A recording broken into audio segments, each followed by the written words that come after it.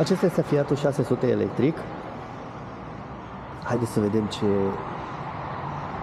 specificații are. 36.000 de euro. Suntem tot la Auto Padova, în Iași. Practic la intrare, la ieșire din Iași, la intrare în Lățcani. Deci frumos detaliu.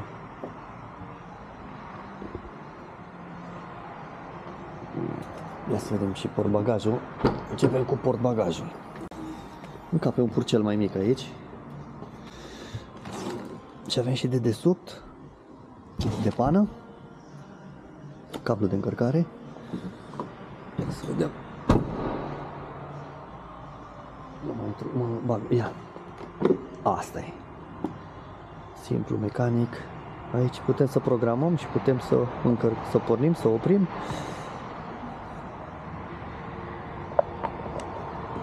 Încărcarea. Ia să vedem în spate. Nu intru că nu vreau să o murdăresc. Spațiul este decent. Nu mare ca la cele chinezești sau fiind o platformă pe care se pun și motoare pe benzină sau diesel, mașina are tunel central.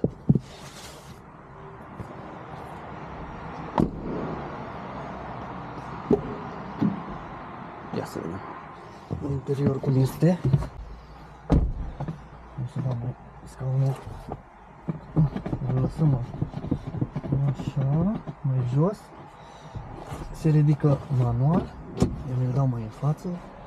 Foarte frumos. Până de... Ia. Start engine. Nu merge nimic. Nu pot să vă arăt, dar e foarte elegant. E în stilul italienesc.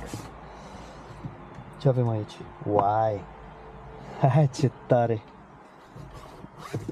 Un spațiu probabil pentru încărcare wireless, dar nu are wireless. 600 red. Uite ce frumos! Cu chestii magnetice. Da, frumos! Aici avem o cotierică mică, cotieruță mică. Spațiu pentru ciocaciola sau cafea. Butoane pentru climă. Astea sunt butoanele pentru home și probabil setările mașinii. Volanul frumos cu două spițe, îmi place. Cruise control, volum și așa mai departe. Are câteva butoane. Și aici avem un spațiu pentru telefon, da? Uite, și cred că se și încarcă. Și punem telefonul frumos aici. Se încarcă. E o mașină clasică, sună ciudat clasică, e o mașină normală, oglindă fără lumină și aici avem oglindă fără lumină, SOS și un call center cred că este aici și aici nu umblăm, nu vreau să umblu, să fac ceva, la un moment dat am sunat la SOS, aici scrie Fiat frumos, dar e o mașină faină, o mașină faină. Elegantă, îmi place stilul ăsta, chiar dacă aici nu e metal, e plastic. Dar e mișto, e simpluț, ia torpedou, cum se deschide? Mare, mare torpedou. Avem spațiu pentru sticle cu apă și în portiere. Da, e o mașină faină. Fiat 600. Bineînțeles o găsiți la Auto Padova, în Iași. Mai avem ceva aici sus. Ce sunt astea? Cred că lumini. De interior aici, airbag. Dar îmi place chestia asta cum au gândit-o.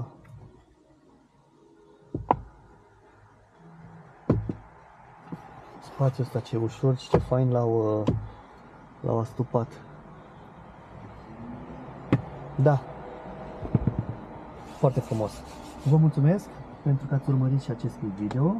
Vă invit să vă abonați și dacă aveți întrebări, vă aștept în secțiunea și în sesiunile de